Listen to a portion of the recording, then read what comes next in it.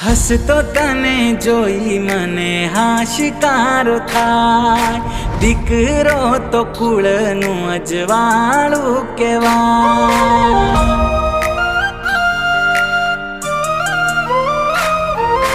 હસતો તને જોઈ મને હાશકારો થાય, દીકરો તો કુળનું અજવાળું કહેવાય। તને જોઈ રોજ મારો સૂરજ